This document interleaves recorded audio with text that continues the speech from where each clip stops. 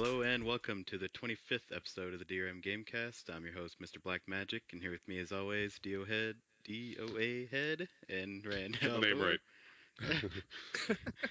DO Head. That's good. That's fine. And we got a special guest today, Rich Stone, Hello. owner of True Achievements and True Trophies. How's it going, Rich? It's going well. I'm in a great mood. Nice to talk to you guys.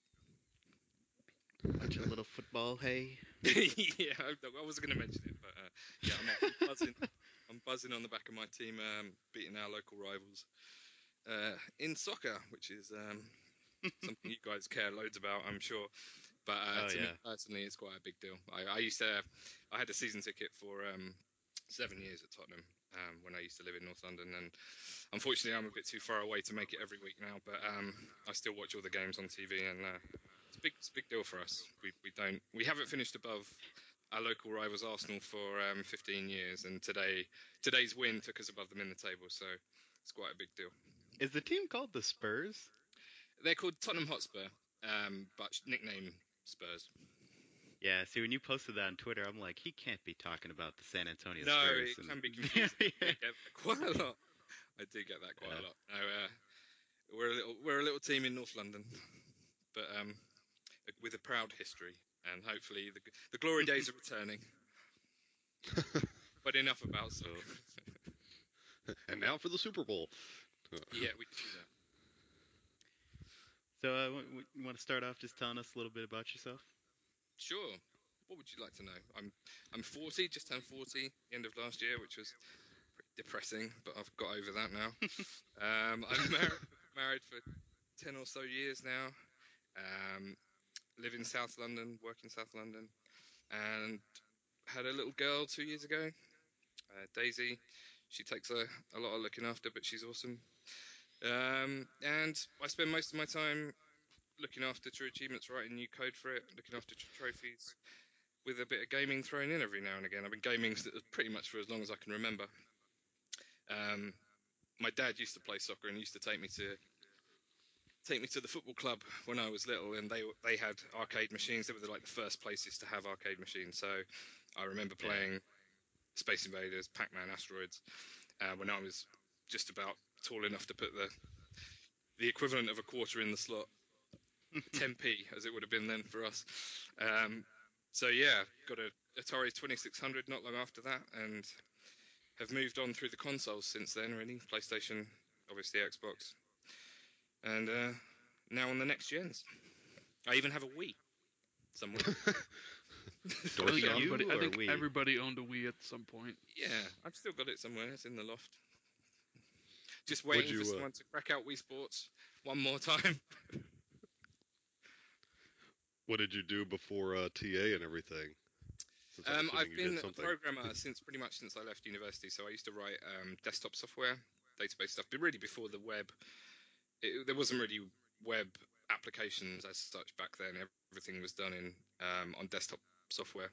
I've been coding that sort of stuff, and then I moved on to writing websites for travel companies through various companies, and then I became an IT manager for a travel firm, writing their websites and running teams of developers and network support guys.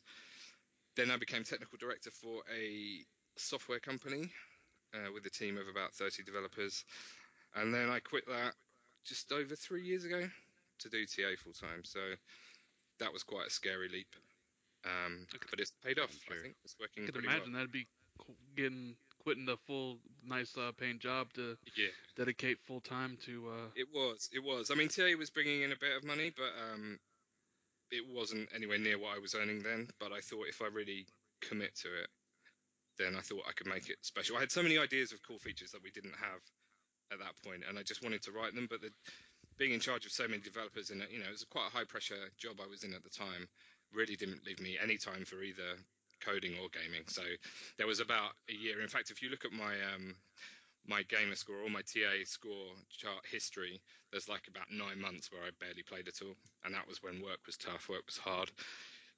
Clients ringing you up at night, where's my software? Why is this broken? That sort of stuff. So I took the gamble. I thought, let's see if I can actually make a career out of it. And here I am now, and I've got someone working for me, and we got an office, and it's going pretty well. We got an Xbox One app. Huh.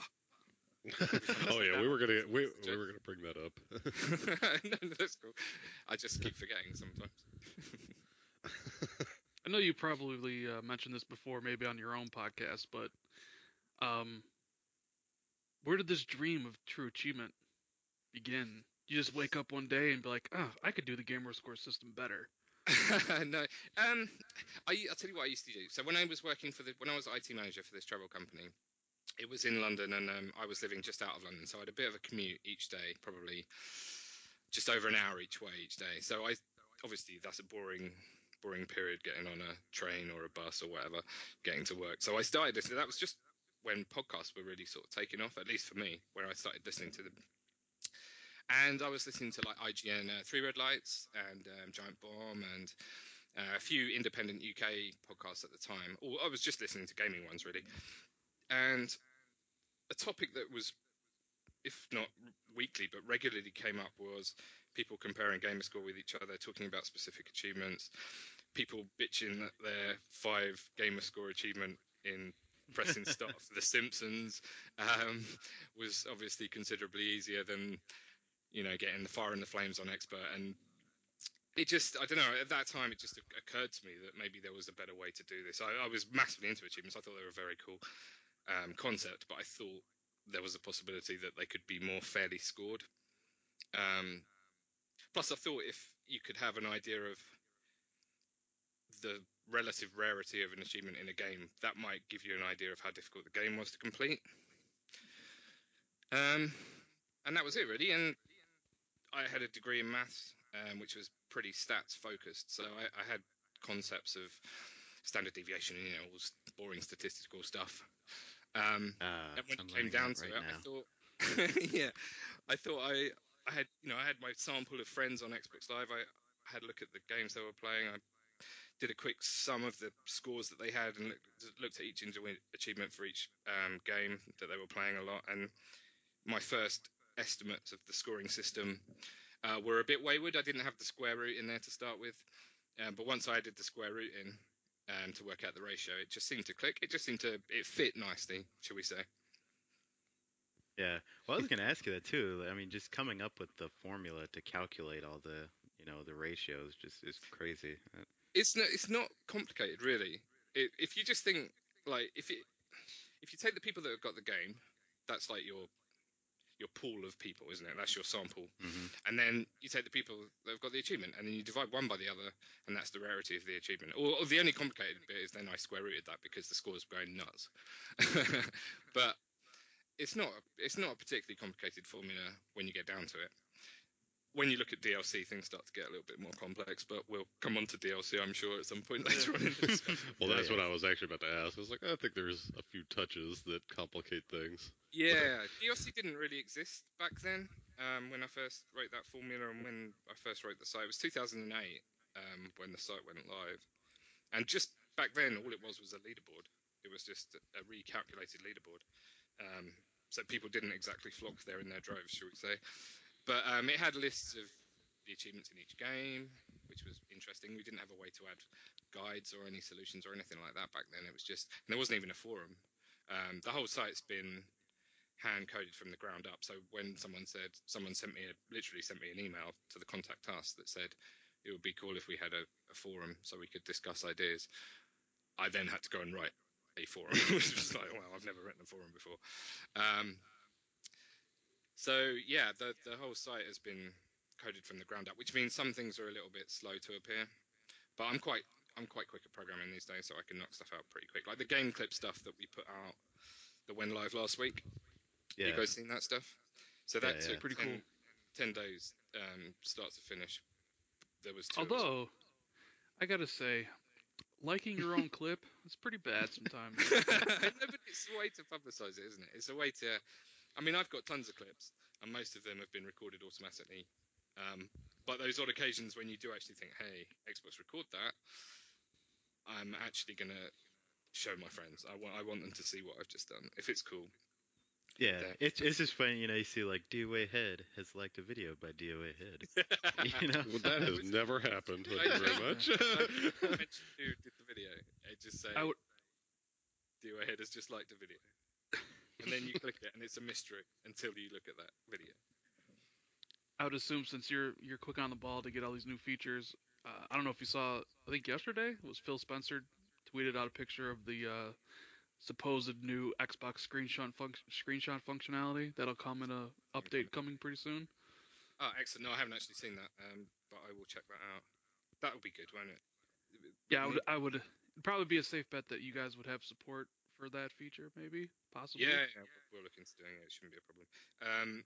That was a really interesting thing when I was doing when we were doing the app and we wanted to put some shots together to send over to Microsoft for those guys to have a look at and to do some publicity ourselves. It was I had to go and buy a capture card. This is crazy. I can record video. Why can't I just grab a still? It does seem like a bit of a fail. But I mean, that's the impressive thing with the way they are showing support. I mean, you guys must be pretty impressed by that. The stuff that's coming out, it's almost every month there's something new. Oh yeah, the system is a completely different console to what came out in November, isn't it? When it came out last November or in 2013, it's totally different from what it is right now. That's quite impressive, I think, the way they're doing that stuff. I think the new management helped. Oh yeah, but yeah, I think they're doing a good job on that stuff. Well, speaking how of was it? apps, how was it working? What was it working with Microsoft? It was great actually. They were incredibly supportive. Obviously, those guys are based in Redmond, which is quite a big time difference from here, as you guys are now aware. Yeah. But we had a couple of calls a week pretty much for the whole life cycle of the app. The TA app was quite unusual because most of the other stuff that was out prior to that was video streaming apps. In fact, almost I think all of them were really. So we were pushing the boundaries a bit of what the SDKs could do, because obviously ours is more of a non. I don't know what they call it, a hub app now. It's a non-media app. So that was interesting, having to come up with sort of different stuff the way it worked. But it was great working with them. I can't speak highly enough of them. I can't talk too much about them, obviously, because I'm under various NDAs. But they were fantastic. No complaints at all. I can praise them, but that's all. yeah. Otherwise they'll take me to court. Did they come to you with the idea, or did you go to them with the idea? We had been discussing stuff for a while. We first proposed the 360 app several years ago and put a proposal together, but nothing really came of it. And then when we knew that the Xbox One would have snapping, it just made so much more sense to do it on the Xbox One. You can imagine how more clunky it would be to have to shut down your game, flip over, start the app, close it down, flip back.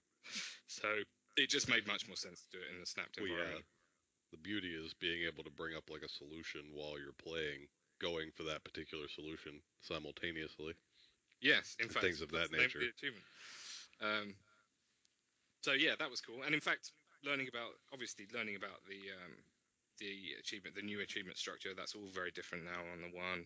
How all that stuff works was cool to get involved in that. And yeah, it's been, I can't speak highly enough of them. They've been brilliant. Was there a large amount of users that came from it?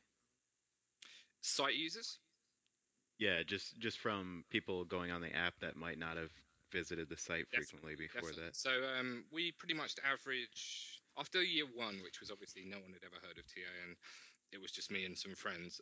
And the site, I think the site launched in April of 2008. We had just over 5,000 people sign up in that year.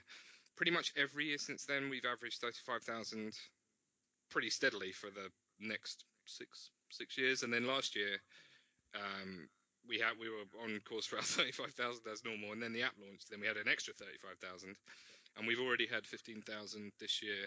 And where are we? We're at the beginning of February. So yeah, it's been dramatic.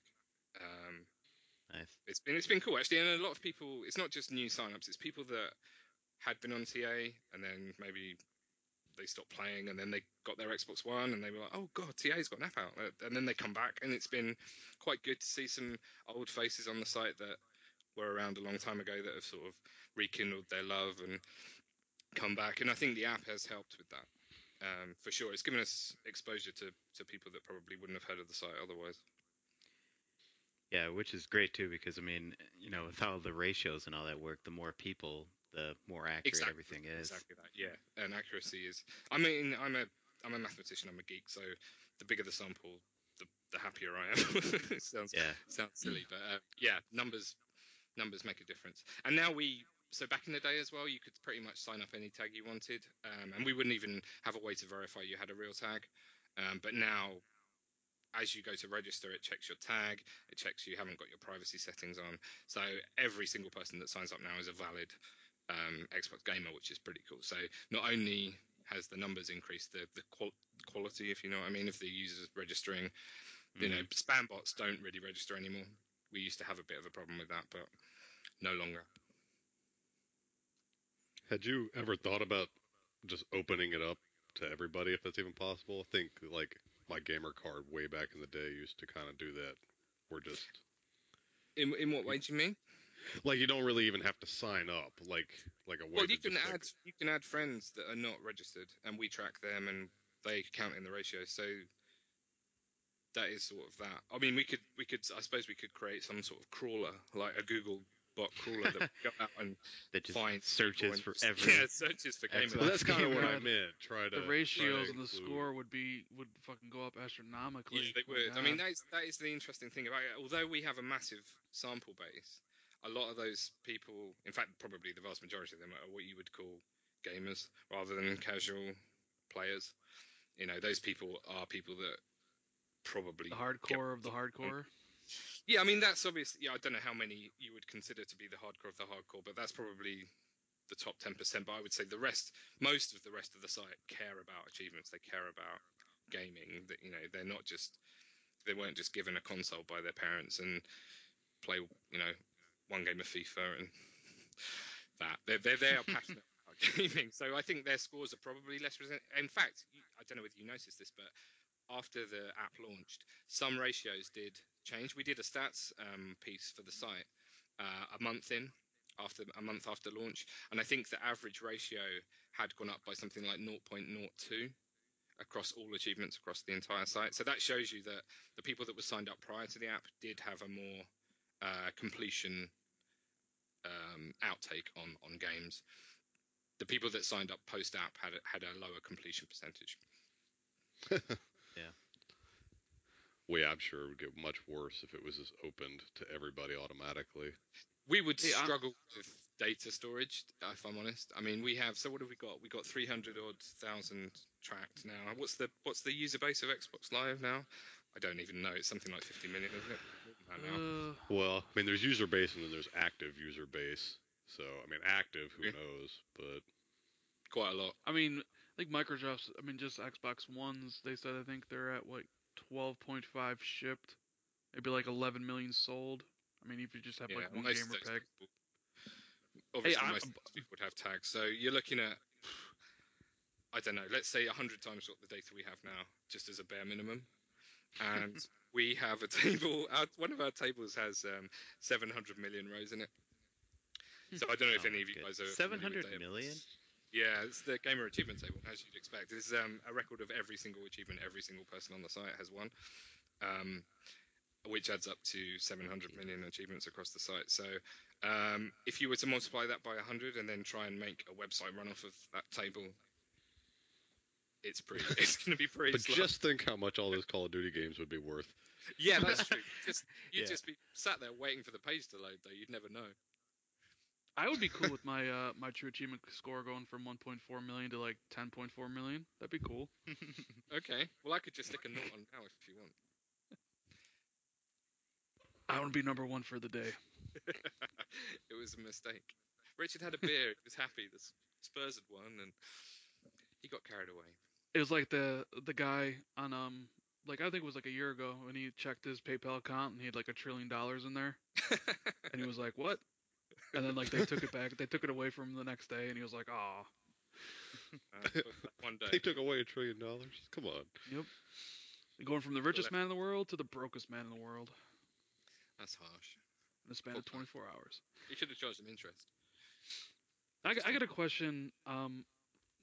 like when we sometimes sit in parties, we think about like what would be our version of true achievement, right? Like, and did you ever, when you were thinking of like the calculations and stuff, did you ever think about going backwards?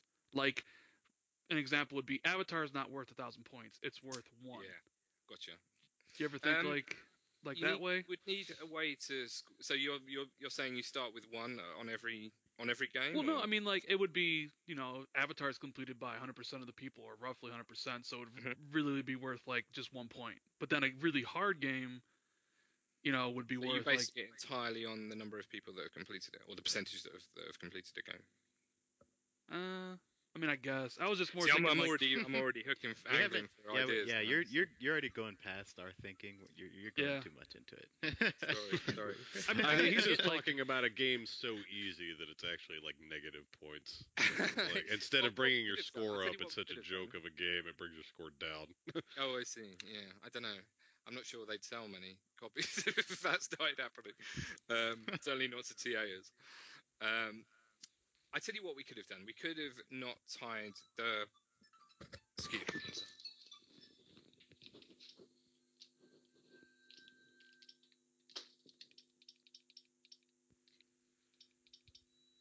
me. I smash my phone too sometimes. Hey, DOA, you know what you should do? My wife's actually in Boston this weekend. Apologies. Let me just quickly text her. She's in Boston. Yeah, that's fine, Boston. We can... Yeah, weird. Your wife? How weird is that? Yeah, my wife. Yeah, sorry, I just said she. Yes, I'm angry because she's disturbing the podcast. It's okay. You're allowed to love your wife more than us. Only a little bit. Okay, I've texted her to tell her to stop calling me. Okay, where did we get to? Oh, yes, sorry. Yes, I'll tell you what we could have done, and this is something people have brought up since, and which we do actually show somewhere, which is the standardized score, which would be not tying the original the TA score for an achievement to the original gamer score of the achievement. So everything would be worth 10 gamer score in this fictional land. I don't want to live in that land. No, I don't want to live in that land either. I just like developers have. I know there's some silly games out there that have silly achievements, but it's becoming less and less common. And developers have chosen to give their achievements that gamer score for a reason. Whether we agree with that reason is a different story, but they've made the game. I'm giving them enough credit for choosing the score they gave their achievements to base our TA score on that. And there is a standardized score metric in your stats page which tells you what your score would be if all achievements were worth 10. And that gives you an interesting comparison as well to other people.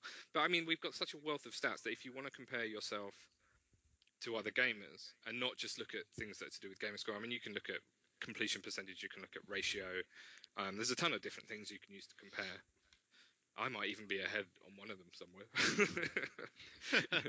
Maybe. Well, yeah, and you definitely like. There's tons of people on TA who, it's all about completion percentage or all about your ratio. It's different people, isn't it? That's what I like about gaming. People, and that's the other thing. When you come up like the DLC discussions, how passionate people are about that completion. Like us. So don't worry, we have our opinions on that. That's a perfect segue there, Magic. I want people to have opinions on it. Perfect segue. Yeah, but you know what I mean? I mean, people are passionate about it, and I understand that some people think, right, Microsoft say you have to earn every single achievement that comes out in this game ever for you to have completed it. But people have to understand that there are reasons, there are marketing reasons behind that, why it's shown in that way. Do you agree with that? Well, true. Yeah, well, so I think me, Rand, and DOA are all on the same page. We're pretty much of the opinion where if there are achievements to get and you don't have them, then you don't have the game complete. Sure, and whether those are 0 pointers, 100 DLC. No, I'm pleased that you have that outlook. Look, I personally am a DLC I own type of guy. I don't buy a lot of DLC. I will buy DLC if I hear good things about the DLC or if it's a game I absolutely love. And I don't feel that I should be obliged to buy add-on content for games that I didn't particularly enjoy, or for content that doesn't review well because it's the same game, with nothing particularly different in it.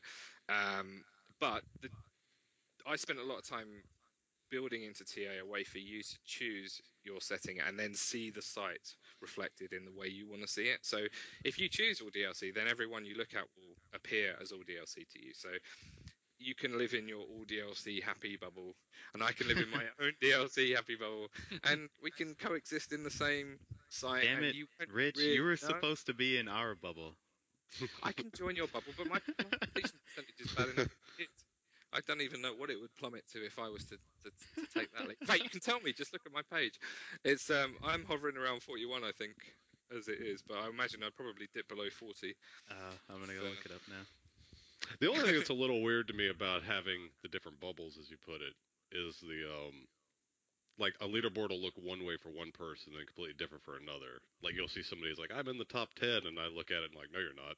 And it's like, oh, that's what throws me on the bubbles though, is like people throw out their stats, but then their stats don't match and stuff. Okay. They need to have a little asterisk next to whatever they say that says, I'm looking at my own DLC. That's fair, but look, is that better than me forcing you to have my opinion? No. I mean, it's like you said. We're not like that passionate about it. I mean, yeah. No, I like there's too many ways, the achievements are handled, and too many different ways people play. It's it's hard to just set one thing and everyone's happy and everyone loves exactly. it. Exactly. We'll never be able to do that. See, like me, like me, Rich. I have from people calling me things. I am of the mindset that 0-pointers don't exist. They're garbage. If an achievement doesn't get, if achievement's worth 0 points, it doesn't exist to me. Okay. So time. And me and DOA say you're wrong, Maybe, Rand. So could you include a fort setting? All DLC I own, no DLC and no 0-pointers. Achievements with points only. Actually, that's a pretty good point you just brought up, though. 3 months coding that for you. Yes. Have you ever thought about trying to somehow give a value to 0-pointers like Gen 10? Well, that's what I was sort of saying about the standardized score, because obviously that would have a point of 10, or at least a gamer score of 10. In fact, if you're talking about the one in Titanfall, you're looking at probably something huge. What's the ratio on that? It's actually not as big as you would think, but I think it's like maybe an 8 or 9 or something. Well played. Oh, well, there you go. It's pretty decent.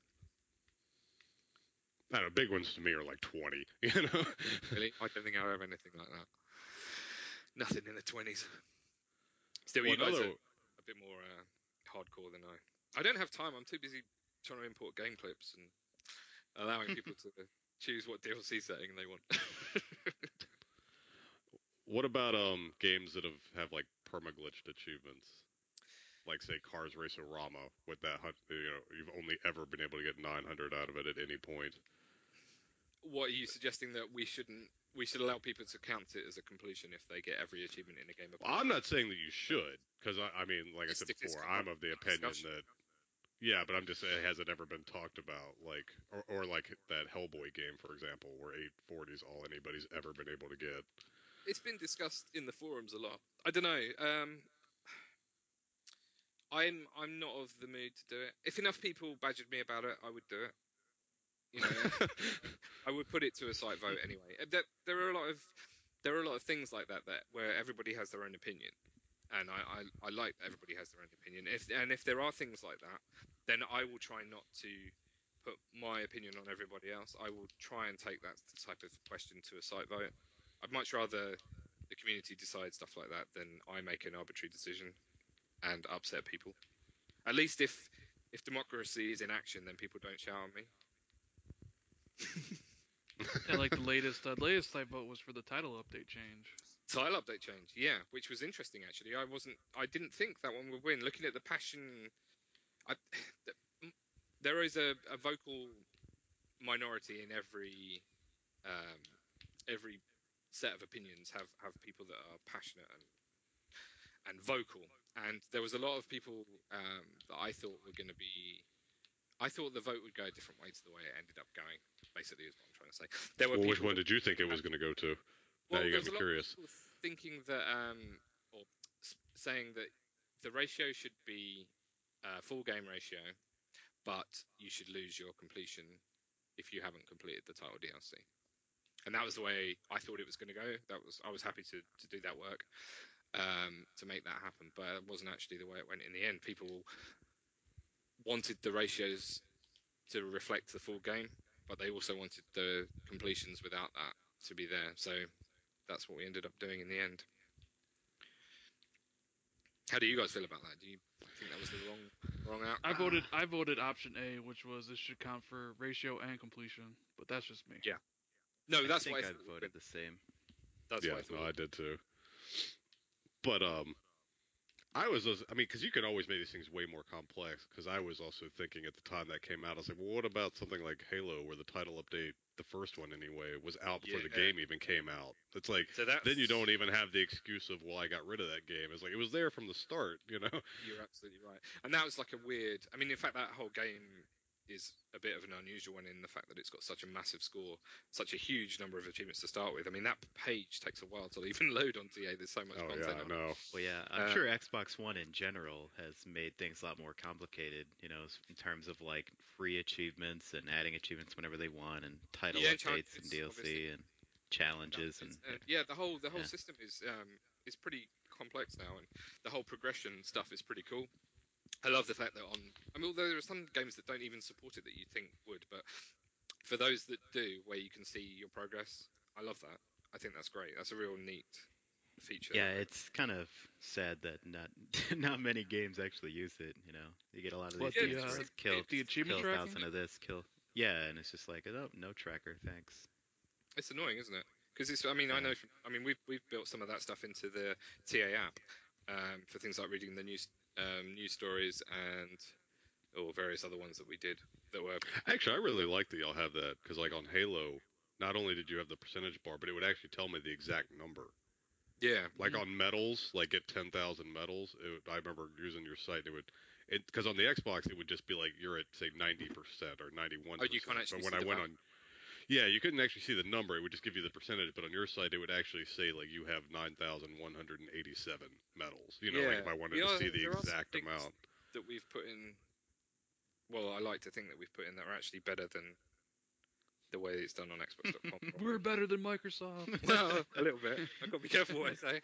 But you know what I mean? It's good to... That data's there. Why isn't it easier to access on there? I mean, obviously, they are a giant multinational corporation. It takes them time to get developments through. They've got to be spec tested, stuff like that. I can just sit here and go, wouldn't it be cool if I did this, and then tomorrow have like a beta version of it up on the site? And that's obviously a very different way of working, a very agile method that we can get stuff up on TA. Like the game clip stuff. I mean, I'm surprised they've not made more of that elsewhere as well.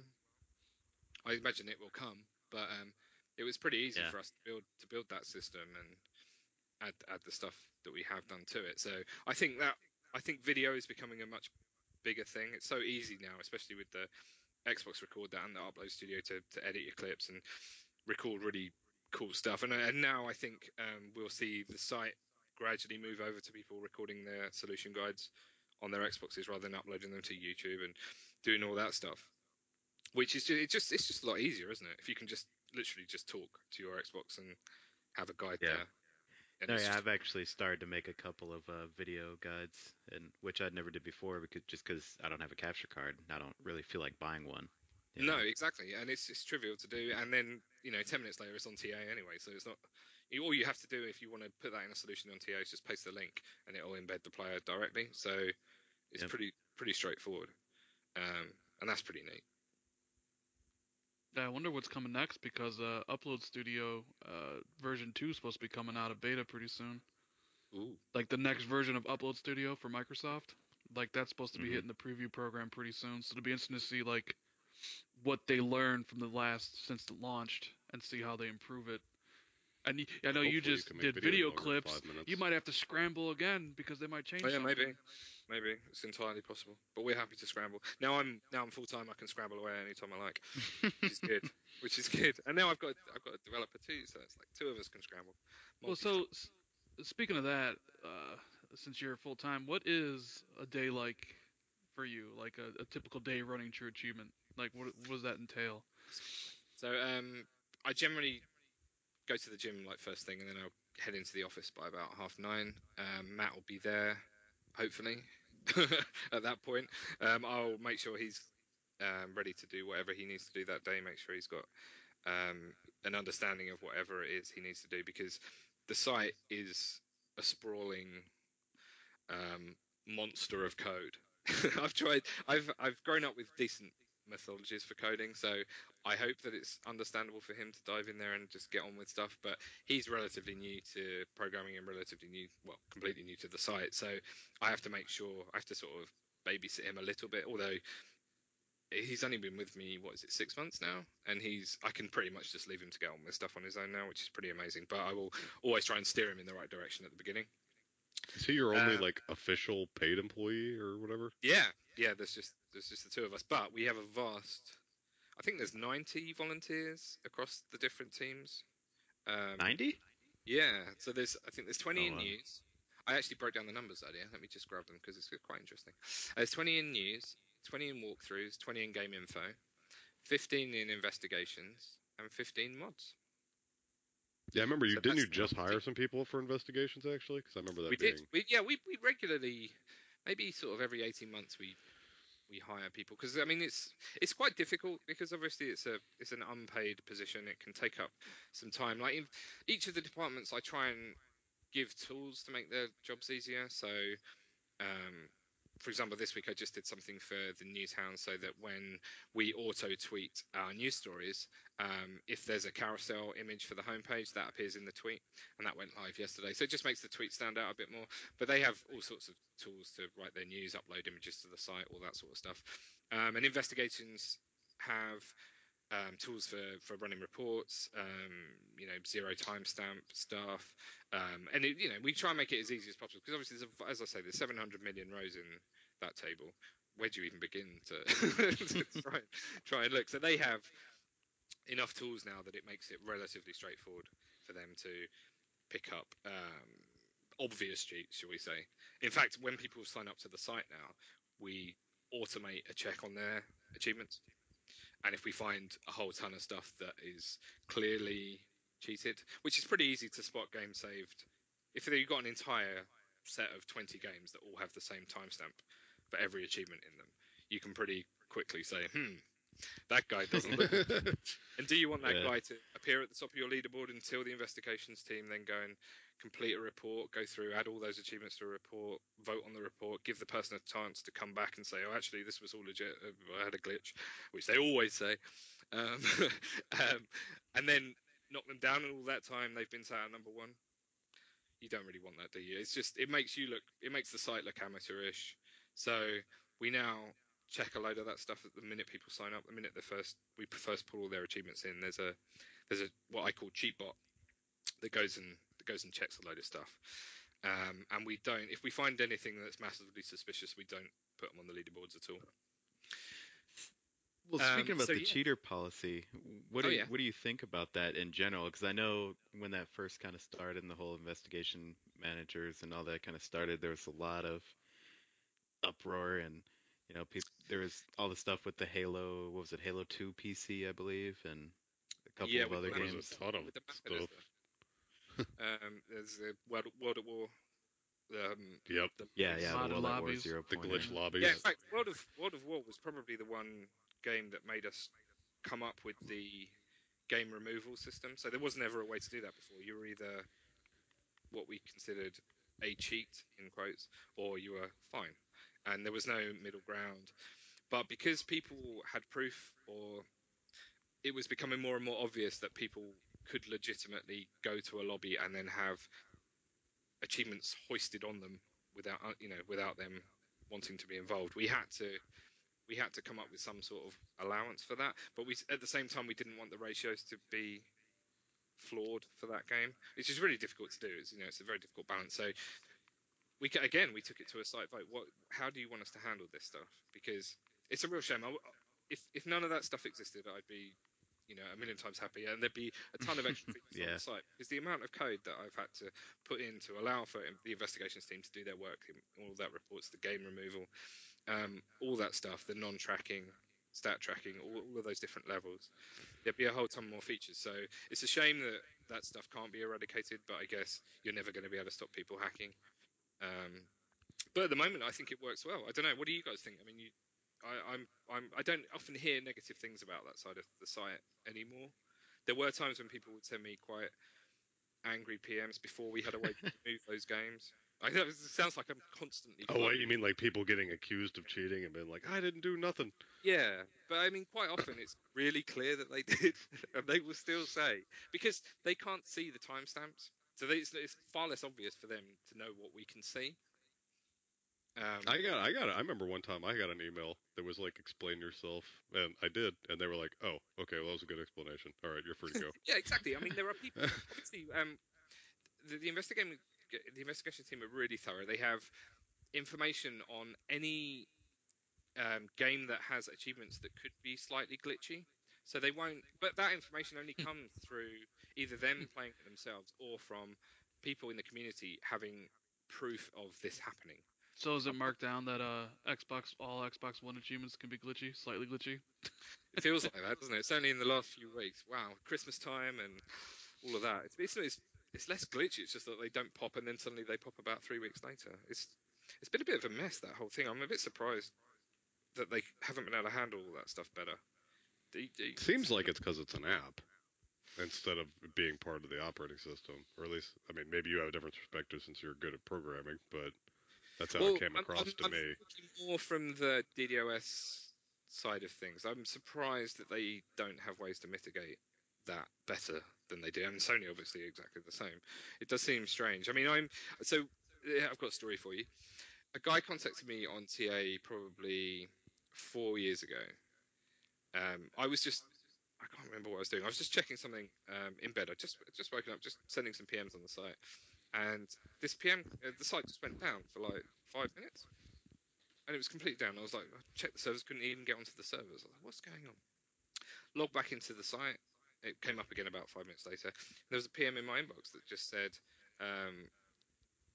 I just took your site down. Add me on MSN Messenger now, and I'll tell you what I want. Otherwise, I'll take it down again. So I my stomach flipped. I was like, wow, this is pretty crazy thing to wake up to. But I didn't reply. I was like, well, maybe he's just seen the site go down, and maybe there was a problem on the server and whatever. So I sent my hosting company an email. I think it was a Saturday. It said, I realise you guys probably aren't in yet, but could you try and find out why my server just went down for 5 minutes? And then an hour later, the site went down again, and I was like, maybe he is in control of this after all. So I spent the whole of that weekend looking into DDoS. I've heard of it, but I didn't have a clue how to mitigate against it. And in the end, have you guys heard of a site called Cloudflare? Oh, you probably have, because it pops up sometimes when you can't access TA. Yeah, I've seen it. So I looked into all sorts of different mitigations. There are basically pieces of hardware you can buy that are ridiculously expensive that will hope to channel some of that traffic away. And then Cloudflare came around, and they were a pretty new startup back then. And they made it incredibly easy for us to shift our entire infrastructure behind them. So basically, when you go to TA, you're actually going through Cloudflare before you hit TA. And since then, we've had very few issues with any of that stuff. But I wonder, going back to the original point of the story, I wonder why Microsoft just don't go send Cloudflare, send in a couple of your best men. We need to talk to them how we can fix this stuff. Because they are pretty good at doing it now. They can mitigate massive attacks.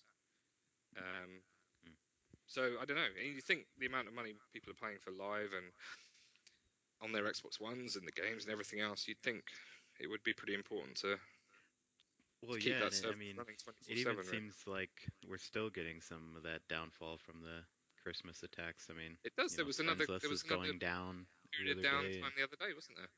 In fact, this is something we're adding to the site this week.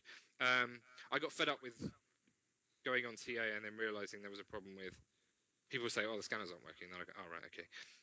And then I go to Xbox status, and it would say, oh, we've got problems. So we're adding a live Xbox status info box to the TA. So on the forum pages, cool. the news pages, and on the scanner pages, there will be a box that tells you the current status of Xbox Live, so you don't have to jump around to the other sites and have a look elsewhere. But I thought of that this week because it was annoying me that I kept having to go around and never look at their site. So we basically pulled in some of that data. So that should be going live this week. Sweet. I think that's pretty cool, actually. I can just go on there and be like, oh, achievements are down, or whatever, friends list are down. Exactly. Yeah. So I thought that would make things a bit easier. Yeah, but DOA achievements are never down on Xbox One. They may not work, but they eventually will show up. Yeah, so that's the interesting thing about the new system. There's that data is always pushed out somewhere, and it will arrive one day. One day eventually. I think it was last week. I remember I would get my gamer score was like a yo-yo. Are you in the preview program?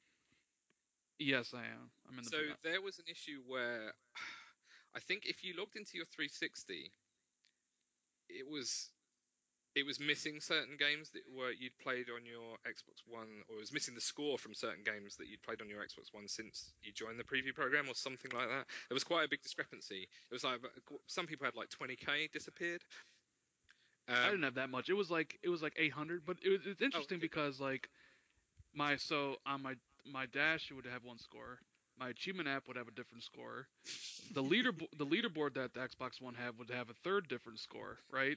So now I would log into TA, and the score on my page, which I think is taken right from Xbox.com, right?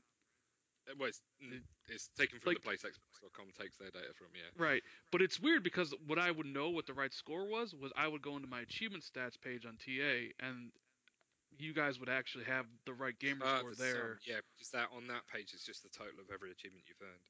So I was like, all right, well, that's the right score, and this score's wrong, and my other two scores on my Xbox are wrong, but that's the right one.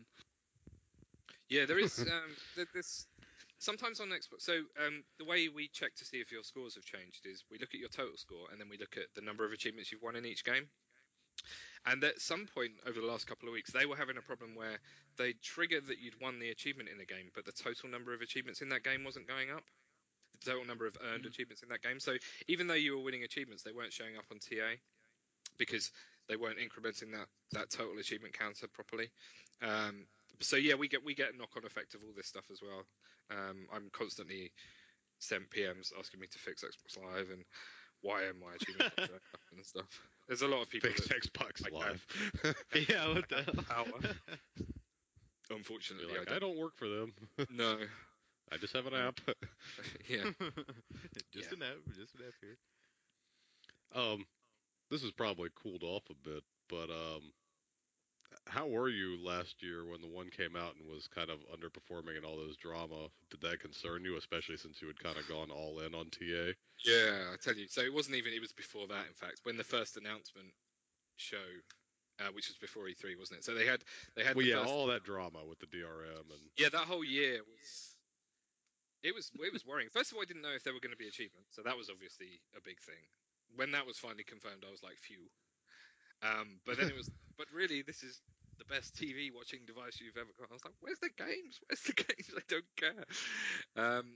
The PR, I think they would admit, was a bit of a disaster for that first year before the one came out. But I think you have to congratulate them in the way they've turned it around, and they have. I mean, the Xbox One outsold the PS4, I think, in November and December. I know that a lot of that was probably due to the price cuts, but it's doing. I think I read the other day it sold 35% more than the 360 had sold in its first year, or in its first 14 months or something, which is pretty impressive if you think how many 360s they sold. They are behind the PS4 still, I believe. But yeah, I mean, they are worldwide, for sure. Have you guys have both? I've got both, but I never play my PS4. I just have Xbox. Yeah, I put my focus on. Xbox, I put my focus on the Xbox, but I do have a PS4, and it is a nicer looking console than the one, but I prefer the pad on the one. Although they have made strides with the PS4 controller, it's a lot better than the PS3 one was. Sounds just like me. So yeah, I was worried. Sorry, going back to the question, I've sidetracked somewhat. I was worried, but fortunately, I'm no longer worried. They've done a great job in turning it around. I think the feature set they've added to it, and every month they continue to add to has made it. I'm not sure it's a more functioning console than the 360. The party chat's still a little bit flaky, but there are enough additional features that I think make it cool, to make me happy that I play that console more than I do the 360 now. In fact, I just posted a status the other day. Like, there's some games that I was working through that then the one came out and I never went back to. Like Saints Row 4, I'm about 3/4 of the way through, and it's pretty easy for me to just go and finish off that game now. I'm so overpowered. But the moment I turn my 360 on, I'm just like, whatever you do, don't play Get Out of Hell. No. Oh God. I've heard. Do not play that game. Mixture. To be honest, I didn't really enjoy 4. I thought it was a bit too It's a silly. step down from 3. Yeah, I loved 3. I thought 3 was fantastic. So if you like, with the Xbox One being a shit show essentially in the beginning, right? Yeah. And everybody pretty much got fired for it, right? That worked at pretty much that had anything to do with it. What do you think? I know it's doing better, and that's to congratulate the team at Microsoft for turning things around. But what do you think was the number one thing that was holding Xbox One back? And versus like the one thing was like you could point to and be like, if that wasn't there, or if that wasn't like that, it'd be a totally different story. I think there's more than one thing. I think it was the sum of probably 3 things. There was the forcing having to buy Kinect as part of the package, which therefore increased the price above the PS4 price. I think it was all the talk about DRM and digital-only distribution and all that stuff about trading games and all that malarkey, which scared so many people. And in fact, it made so many people angry that they were so anti-Microsoft. They talked themselves into such an anti-Microsoft stance that there was no way they could then go, actually, now they've reversed it, I am going to get an Xbox One. And then the third thing, which I did have in my head a minute ago, but has already gone, but was quite a good one. Oh, hang on, it will come back in a sec. It's the hard numbers. So when the PS4 launched, all the talk was on the side-by-side comparison of games. So the PS4 undoubtedly ran most multi-platform games better than the Xbox One did. And I think gamers, especially our type of gamers, like their numbers. And if you know that the rival console, if you know that you're buying Call of Duty and it's gonna be faster, slicker, prettier on the PS4 for the same price. In fact, the PS4 was cheaper then. You're gonna do that, aren't you? And then I don't know about you guys, but I came from the PS2 and the PS1. I switched to Xbox, so I've never fallen out of love. I've never been an anti-Sony fanboy, if you know what I mean. I've always had the respect. Some of my favorite games are PS2 games, and they hold such warm feelings in my heart. It was such a fantastic console for me, the PS2. I swear we're like the same person, man. I was the same way. PS2. Yeah. I'm gonna go make a sandwich. Let me know when this conversation's done. You know what I mean? It would not be difficult for me to flip back to that. It wouldn't take a massive leap. I mean, I'd lose my gamer score. That would be the hardest thing. That's what. It wasn't. I got an Xbox because of Halo. Or I got an Xbox because it was like in that cycle. It was like I had a PS2 first, day one. Like, if I didn't play so much 360, PS2 was right up there for my favorite system. But then it's like I got Halo, and Halo was Xbox. I mean, even today, Halo is Xbox, and then I got hooked on Gamerscore. But then I got pissed at Sony when they showed the PS3 with no games and $600, and I was like, well, fuck Sony, Yeah, no, that was a disaster for them. It's weird that these multinational companies make the same mistakes, isn't it? I mean, admittedly, it's the other company this time round, but you'd think they would learn from what happened. I mean, it wasn't that. Well, they call it the third generation curse. Third generation system of every one of them has always like failed. PS3, Xbox One. I forget what the third Nintendo system was. 64. Which I wouldn't call a failure, but it certainly wasn't the hit that the NES. Well, the two previous ones were. Yeah, it was like way down from those, even though it did solid business. I remember back before the Xbox One launch too. Me and Rand and a couple other people were ready to jump ship to PS4 when they were talking about all the, DRM and online only. Not me though. I stood strong. Well, no one credits you. I stood strong too. I was worried, and I don't think they handled it very well. But I think they are. It's probably setting them back a year or maybe longer. But I think when we get to this time next year, the consoles are going to be pretty mature by then. The interesting thing about the Xbox is that they've got the sheer numbers discussion that I was just mentioning. The DirectX 12 update that's coming out, plus the removal of Kinect, has actually beefed up the power of the system, which is weird because you don't think of hardware becoming more powerful without actually doing anything to it. But I think that there's a lot of good things being said about the DirectX 12 upgrade that's coming to Xbox One and obviously PC and everything else. So it might be that eventually, and in fact, I think already the games are starting to either be on a par or even slightly better, some of them, than the PS4 versions visually. Plus, I think they said that eventually the Xbox One will be running Windows 10 at some point. Yeah, that stuff looks interesting too.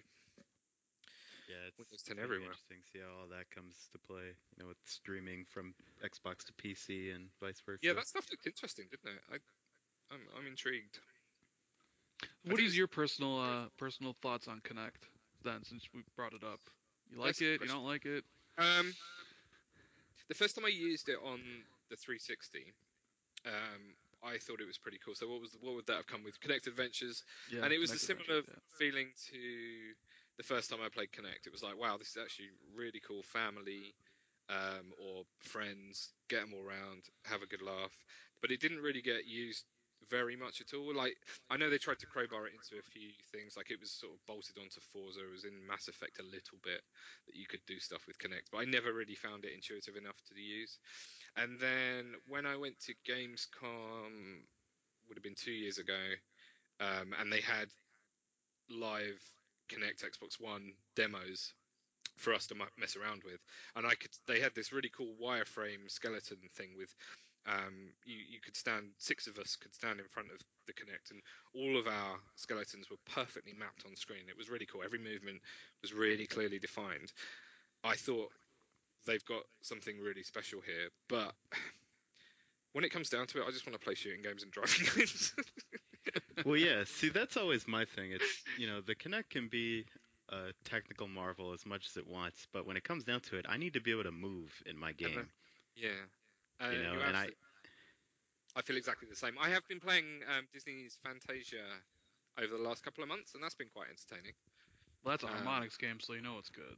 Yeah, true, but it's a good use of Kinect. It feels like it's tracking I know it does track considerably better than the original Kinect does, but especially now that it's no longer a forced part of the console, I just don't think it will get the support that it probably deserves. So it will die out as being another bit of plastic on under our TVs that we'll never use. But I tell you what I did like. I like the way that you can move around the menus really easily with it. I like the fact that I can say Xbox Snap Achievements. That's pretty cool. So wow. it's an expensive remote, isn't it? In that regard, or it's an expensive piece of voice control. Actually, I wanted to ask a quick question, even though I'm jumping way back. I kind of meant to sneak this in earlier, but as we're all Xbox people, I'm assuming you don't have a True Trophies app on Sony. We don't have an app, no.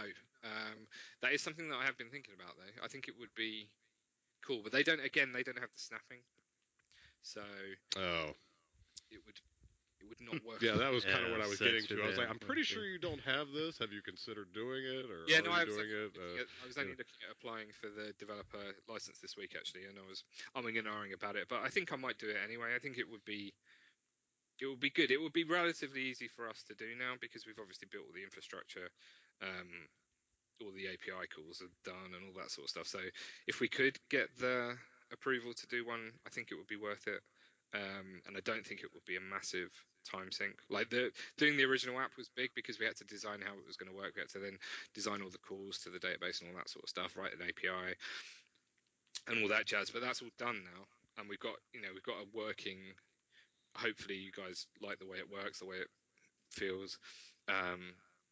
It's a sort of we've had a lot. I think we're up to 125,000 downloads now, so it's pretty popular on the console, and that's a good thing. I think it adds value to the console, which is obviously what Microsoft wanted in the first place. So it's something that we may consider doing. Certainly it's something I've thought about, should we say? I was like, just in when you like bring up okay. an achievement, and like it just says right there, search true achievement for achievement help, and it's just like you got name recognition right there, like you just like right The on the first time I system. It's saw like that screenshot, I was like, "Whoa, we're in the OS now." That was pretty. we've infiltrated them. We've Yeah, infiltrated. that was cool. That was sort of almost a throwaway discussion that just ended up actually becoming a thing, and I never really thought it would become a thing, but it was very cool when that happened. Well, just in general with true trophies too. I mean, because I know it doesn't seem like trophies on the PlayStation side are as big as achievements on the Xbox side. Like, it doesn't seem like you have much, trophy horse No, I versus think you achievement horse. probably do, but I just think it was bolted on, wasn't it, to the system in the first place, and I don't think it's. Yeah, and it was slowly implemented, and not every It's game no, had I it tell at you what, first. the sound and the visual when you pop a trophy is just nowhere near as satisfying as The sound. and pop up you get an achievement. The sound's like a sort of tinny. It's just rubbish. It's just really poor. So I think you're right. I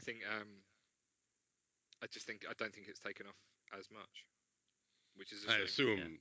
TA has more traffic than TT, I guess. Yeah, vast quantity more. I mean, TT's only been in existence for is it sort of 14, 15 months now. So the interesting thing was that I was going to spend a bit more time last year trying to grow the site, because obviously growing a site to the millions of people we have coming to TA every month is a big effort, and it can happen organically over time. Like it did with TA, we've never advertised anywhere and done anything like that. So that was purely organic, but it also filled a gap where there wasn't really any other sites that were doing that.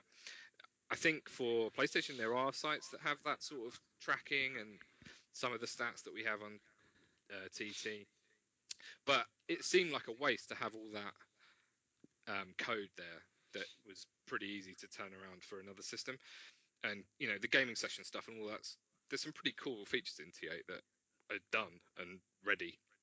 Plus, there was quite a few of my mates that were talking about going to PS4, and they said, if you make a true trophies, it will make it easier, and we can still use your stuff, and we can still use your stats and all that sort of stuff. So I was like, that's when I started looking into it, and it wasn't actually that hard to do. There's that one feature that Sony does have on their system that I wish Microsoft would do, but they actually show you the rarity of a trophy in comparison to everybody that I think has played the game, I believe. Yeah, correct. And I wish Microsoft would do something like that. Well, TA's rarity is pretty close. I think if you look at the percentages, they'll be reasonably accurate, given the samples size. I know I keep saying sample size, but statistically, we have enough people that it's pretty close. As I always try to tell Magic that statistics is a pretty good thing, and he's like, no, you can't know statistics. Get out of here. Like, obviously, it is skewed from what I said earlier about the people that do sign up to TA being a bit more focused on their achievements. So that is an interesting factor. I mean, what I should probably do is find a game that's on both systems, and like a big game like Call of Duty, compare the rarity. have a look at the rarity that's on the PS4 and see how it compares. It might just be that Xbox games are better, of course. Oh well, of course. I mean, come on now. I like this conversation. And they have platinums, of course, which is another interesting concept. Which is, I wish there was a way Microsoft could do something like that, where, you complete a game, it would, have like a notification that you completed the game or something. Sometimes that kind of sucks for us too, because then developers will just get lazy and we'll get like 49 achievements instead of 50 because the 50th one was a platinum or something like that. That's a fair point. Going back to Connect though, I was thinking of this question while you were talking about it. Do you think, since Connect was at one point in time the next like gimmicky innovation or whatever, what do you think of the next, like, obviously at Microsoft's conference or the Windows, they showed off their HoloLens, right? Yeah. Which is their augmented reality. And then, of course, you got Oculus Rift, you got Sony's Project Morpheus, I think Samsung's got, like, the Gear. Do you think VR is the next big thing or just the next big gimmick? Right, my A-level piece of coursework that I did at school. So A-level is sixth form, so I would have been 17. Was on VR, and there was so this is, we're talking 23 years ago. There was an arcade in London, in the centre of London, called the Trocadero, which had all of the latest arcade machines, and they had some VR stuff there. I remember that stuff. Yeah, I was allowed to go. This was during school time as well, because it was part of my coursework. I spent a couple of afternoons in a week in London playing in arcades as part of my schoolwork, which was just the coolest thing ever. But B, gave me a terrible headache because VR was very early on. But the point is, 23 years later, this is still not happening in your living room or in my living room. And I just don't think if people wanted it that much, it would be here by now. And I know the tech's getting better and it's probably cheaper to do it. And Oculus Rift is really impressive. But who's going to really want to? Especially if you live with people, if you live with other people, you're not going to want to. It's just like 3D TVs, right? They were the massive thing. Everyone was like, "Oh man, must get 3D TV, get some glasses on, all this stuff." And you watch like a couple of movies, but it's such an insular experience having stuff on your head. It takes you out, and plus, obviously, the environment is the whole point of it is to take you away and make it more immersive. I just don't think it'll ever take off unless. I think it might take off in the PC realm, where someone could sit in their bedroom with their Oculus Rift and get fully immersed. But as a console, which is sort of in the living room under the TV, generally anyway, I just can't see it happening. Even with like Facebook dumping billions and billions of dollars into it. But I don't think it's the money. I don't think the money is the problem. I think the tech's probably already there. It's going to be the acceptance of having this thing in your living room that's going to take you away from everybody else. Have you actually got to use Oculus Rift, since I know you've probably gone to some of these conferences? Yeah, I have not been in one, but I have seen people using it, literally stood behind them using it and seen what they're seeing. But I haven't been on. There's like the running thing where you can like physically walk without going anywhere. Have you seen that? It's like the which is amazing to watch people use. Like that. Yeah, really cool. And it's impressive, but it just feels like a gimmick. It just feels. I think if we're not using Kinect, we're not going to be using that. I honestly believe that, and I think it would have happened honestly by now if people were going to be happy to accept it as a thing. Even the augmented reality thing, like I've got 3DS, and that's got some cool games where you can, you see the camera is adding like a game on top of what you're looking at, and it's quite cool. But it's cool for 10 minutes. It's a gimmick. It's just I don't see it personally. I think I'm the type of guy that will end up buying one, and then it will just be in the loft after an hour's play, like sat next to my Wii and my Kinect. By then, I just say, all right, enough of this shit. Back to Xbox. Yeah, exactly. Give me a steering wheel. I'd much rather, if I want to augment my reality, I want a steering wheel and some pedals. It's like the same reason you're giving, like the same reason why the Google Glass failed. It's because, as cool as it is, nobody wants to wear glasses that doesn't need to wear glasses. Because wearing glasses is usually considered a nerdy thing to do. Yeah. Uncool. Plus, I don't know, constantly being worried that you're being filmed. It makes people act differently, I think. If you're aware that you're being filmed, I don't know, I'd probably think twice about what I was saying. I don't know, these days, especially in the younger generation, I think that's less and less of a problem. Yeah, maybe so. As I say, I'm 40 years old. I agree with you, but I think that's also, because I'm 36, so I'm closer to you in age, I think that might also be our age, Okay, well, when Daisy's a bit older, that's my little girl, she's 2 at the moment, I will buy her You waited stuff. a while. That's your only child? 38? Yeah, I've been writing a website. Yeah, DOA's got kids my age over there, so. Yeah, I'm 36 and my oldest is almost 17. Oh man, I'm busy making websites. True achievement of his baby. DOA was busy making. I have all girls. That's my 8-year-old. I have 4 girls, so. Wow. Yeah. I struggle in a house with you with the 2 girl other women, thing. and that's yeah.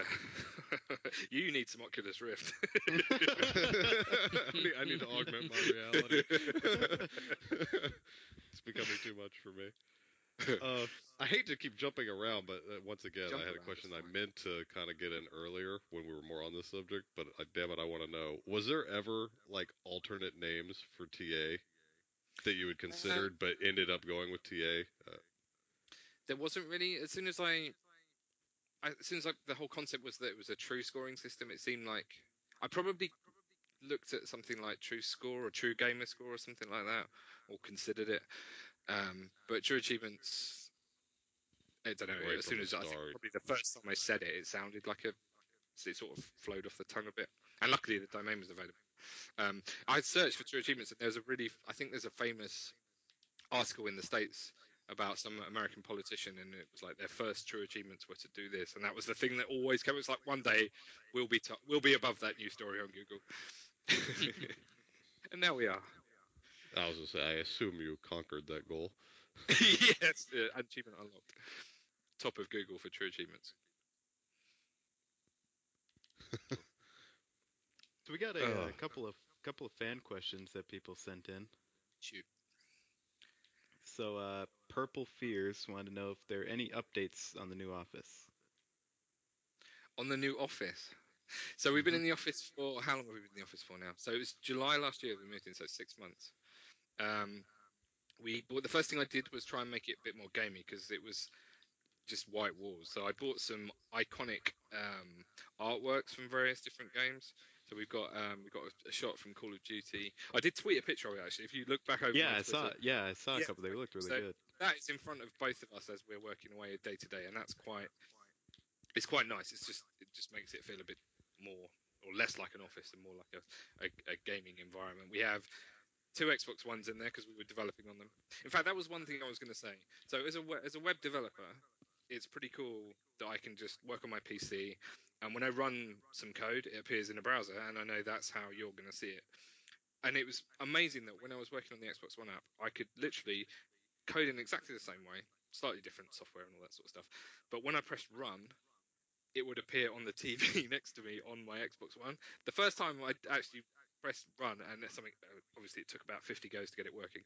But on that 50th go, when the screen popped up and there was a TA icon there, that was one of the happiest moments of my life. Probably second behind the first time one of my achievements popped from the app, which was amazing. So that was pretty cool. So we got 2 Xbox Ones in the office, which we were developing the app on, and we've got a 360 in there too. So it's not a particularly big office, to be honest. It's quite cozy. We could probably squeeze a third person in there if we had to, but generally it's fine. Upgrades wise, we bought some more coffee this week. Does that count? Rubbish upgrade, but that's the truth. And so another one is from Isaiah. He wants to know what it's like running the different scanners for TA. Well, it's cool. I mean, it's amazing watching them running, because it's just like gamer tag. And obviously back in the day when I just had one and we were scraping, this was like years ago, they were quite slow. So they'd be pulling all the HTML down from Xbox.com. But they're so fast now. They're just like boom, boom, boom, boom, boom. And I added four more game clips. In fact, they're faster than even that. They've scanned you before you've even popped achievements sometimes. I added 4 game clip scanners this week, so they're all like chugging away now. And you just look on the desktop and it's just this sea of scanners pulling data. It's a beautiful thing. It's pretty cool. Yeah, and I'm sure with tables of, what was it, 70 billion? Yeah. All right, so another one is from Alex Owns You. Wants to know your thoughts on all the broken games in 2015, and if you think they'll have an impact on future AAA games. I think they'll have an impact on people buying them up front. I'm certainly not going to be pre-ordering games for a while. I don't know. It was one after another, wasn't it? It's been the worst year for not necessarily for gaming, just for quality of gaming. I think it's been embarrassing. I can't believe how this stuff has managed to get out the door, to be honest. Well, yeah, having done testing on the TA app, we did a fair amount of testing on that. We ran load testing to make sure the API could handle like thousands of things. It just seems these companies that have their vast resources can't actually I mean, I don't know the business logic behind it. Presumably, there's deadlines to hit, and if they don't hit them, then there's financial penalties or something. So they just rush it out and hope they can fix it post-release. But I don't know. I've been embarrassed by it, just being involved in the industry. Some friends I know that aren't gamers are just like, oh, terrible year for gaming, and they don't even really know. But it's just it doesn't reflect well on the industry, this stuff. Well, I swear it's like some of these companies have, too many people working on the game, like for their own goods. Ubisoft with usually 500, 600 developers working on one game, and it's like, this is the best you could come up with, really? With that many developers when you got... Played Unity, is it still broken? Yeah. Yeah, unfortunately, I mean, we all played it. It works. It's just doesn't work well. Just not. Yeah. I mean, of course, the big one's Halo. That still doesn't work. Of course, yeah.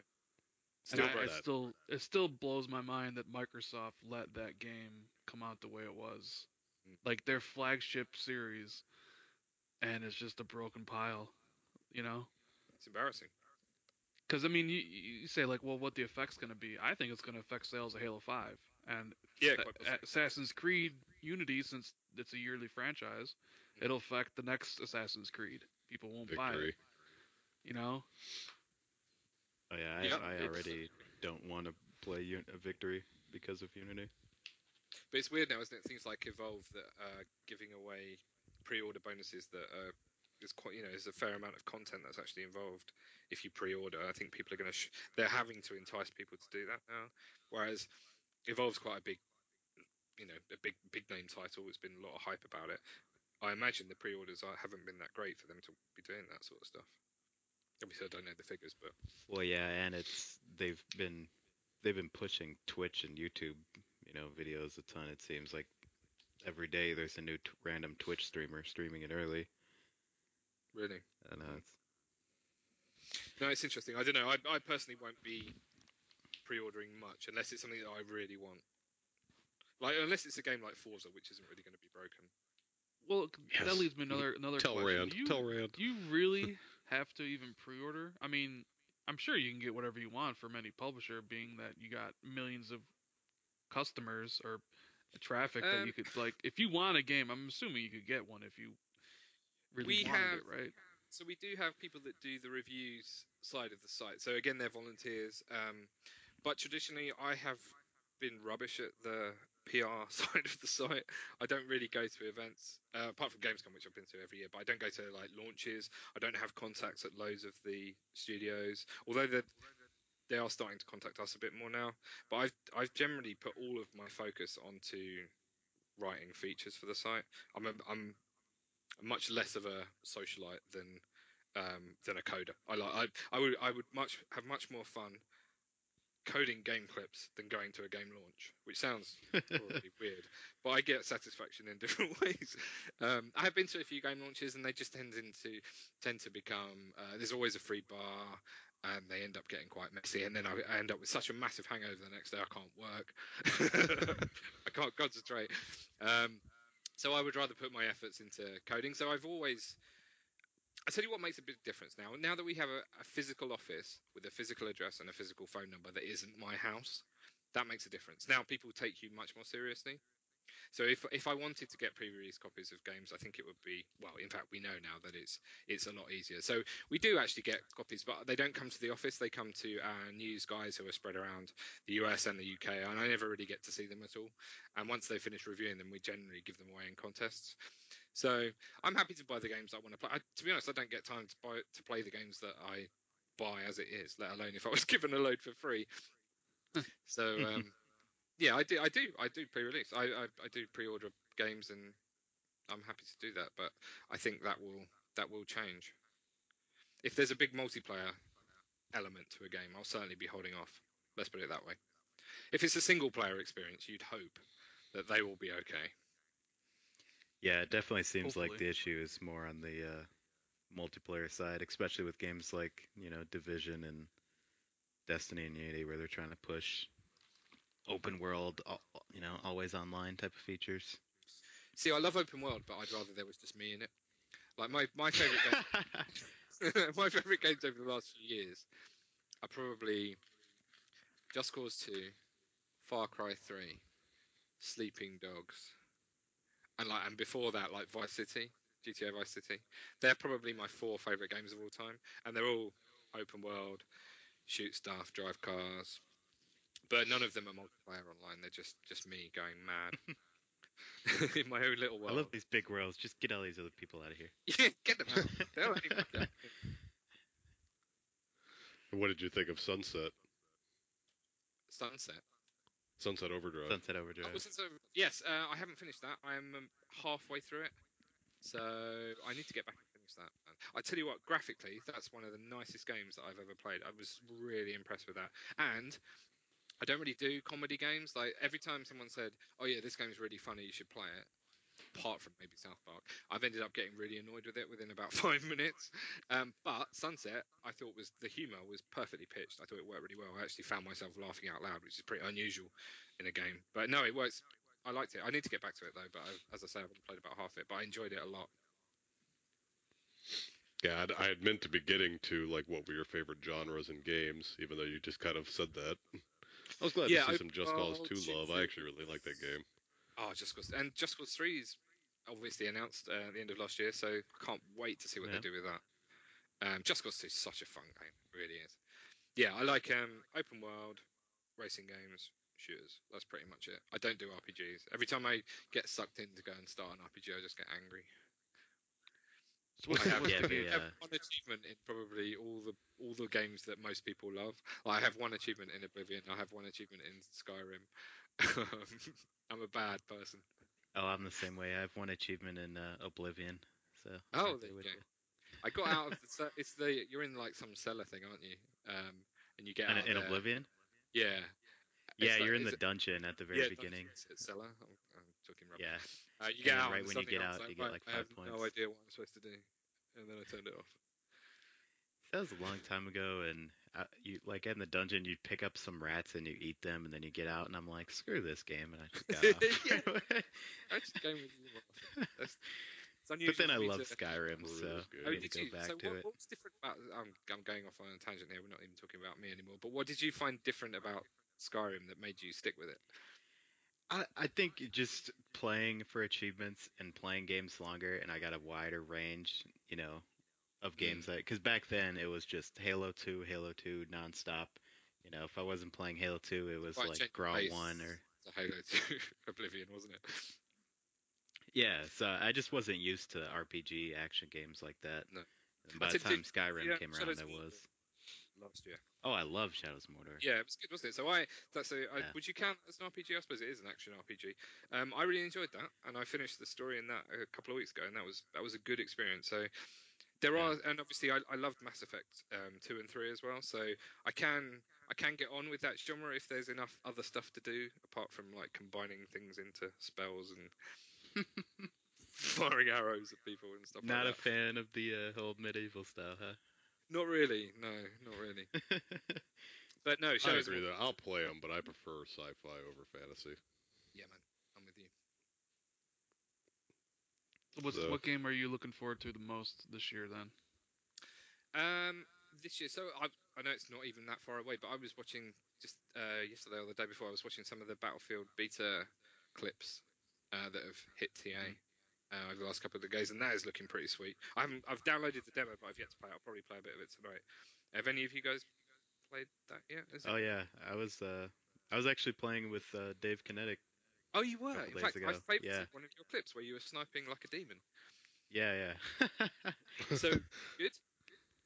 Yeah, no, it's really good. I mean, I guess it kind of depends on your position of previous Battlefield games, because personally, I hate games. I love that there's 64 people, but the problem with 64 people is you get champions who are ridiculously good at flying the helicopter and driving tanks, and they just dominate the entire map, or jets. So this game tones that down a little bit. Hardline, things are a little smaller. It's a little more infantry focused. There's different game modes that are heavily infantry focused that don't even have helicopters. And how much of that stuff's available in the demo? There's 3 game modes, 3 maps. Ooh, I might have to have a little play of that later tonight, I think. Yeah, it's so good. That was pretty cool. I got a really as I say, I'm massively into the Forza franchise. In fact, any sort of driving game in general. So when Forza 6 was announced, I got pretty excited about that. I love Forza Horizon 2. I think it's just almost the perfect racing game. I could just play it forever. Don't ask me for my opinion on the Motorsport series, though. You won't like it. Okay. Don't. What did you think of that GT they unveiled when they unveiled Forza 6? I thought that car looked it looks sweet, doesn't it? I just love. I don't usually like American cars. sports cars either. I'm more of a European guy, and I was like, damn, Ford finally put out something that looks badass. It looks sweet, yeah. No, that I know what you mean about the boring stuff. I mean, there are a hell of a lot of races in Forza 5, and I'm happy enough to play the game without knowing that I'm never going to get that, win every race achievement. Like in Forza, even in Forza Horizon 2, there's a ridiculous one for winning all the championships. That's 100+ hours. I'm sure. I'm currently slogging my way through that. Oh, yeah. I think that would put me off the game if I knew I had to go for that. Like I've got all the ones in the Storm Island DLC, and I really enjoyed playing that because you didn't have to drive around between the starting points. You could just fast travel everywhere, and that was perfect for me because I could just get in and drive, and that I just love that DLC. That is how to do DLC in a driving game. That's such a good add-on. I've been doing 6 championships a day. 3 when I first get on, and 3 before I go to bed. So I do 6 a day, and I'll get to 168. Like a job, that sounds crap. That sounds like a rubbish way to go. I got 825,000 gamer score. I mean, some people do it's like a job. So it's like I want to finish it. I like to finish my games. No, you should. It's a great game. It's a great game. But I imagine you're probably sick of it by now. It depends. Like, depends on the race. Like, I really like the off-road races in that game. Yeah, they're fantastic. Awesome. That Storm Island DLC was awesome because it was all amazing. Off-road stuff. Yeah, just like when it gets to the circuit races, I'm like, no, I don't want to do these laps. Yeah, just let me just go off-road. See, so I'm in a better place mentally because I can just say, I've had my fun with that game. I'm going to move on to something else. Yeah. Well, this is the old why it's good not to be a completionist versus why it's good to be one argument. It's like, I don't let these games torture me. And yeah. There's a whole ton. So what about the idea Xbox stuff that's coming out? There seems to be almost a game a week at the moment, and there's some weird stuff. Did you see the trailer for that soda drinker? Soda drinker pro? Yeah. What is that? I thought that was a joke. That's actually real. Yep, it's real. I like it that Microsoft, that there's gonna be those type of, because you can get some gems. There are some like Thomas Was Alone. That was a really charming game, and a lot of people would because one would argue that AAA game development has become stale and homogenized. Like it's the same thing. Yes, the true like innovation and originality would come from the indie development, developers who try something different. So I'm all for all these different games coming out, and of course it's got 1,000 gamer score. 1,000 gamer score, yeah, exactly. That's the key question. I'm all for it. I know some people think it devalues gamer score, but I never really thought gamer score had a value to begin with. It's only what a value to the to you put on it. That you put on it. Like I never really thought But yeah, I'm totally fine. Come out with 2 a week, 3 a week, Yeah, easy points. Yep. Plus, it gets you playing different stuff, isn't it? I mean, I played. In fact, I think this came out in the States ages ago, but Nutjitsu, is it called? Came out over here a couple of weeks ago, so I picked that up for like £5, like $7 or something, and it's just like it's a phone game, really. But it's on my Xbox One. It's like this. I have all this power, and I have a little squirrel. Well, they literally have a phone game on there. They got that Threes game, which you can snap and play while you're. How is that on my Xbox One? So I bought that because it won Game of the Year on iOS, I think, last year. And there were loads of big name iOS sites were really bigging it up, and I picked it up on my Android phone, and I was playing it a bit, and I was like, well, I sort of enjoy it, but is it really like Game of the Year? And then I found out it was coming on Xbox One, and I thought, well, I'd better try and get quite good at it.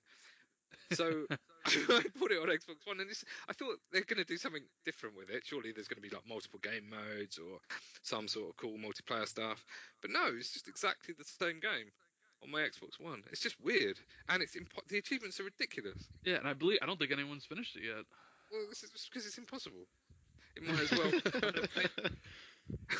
It's because it's impossible. Stupid game.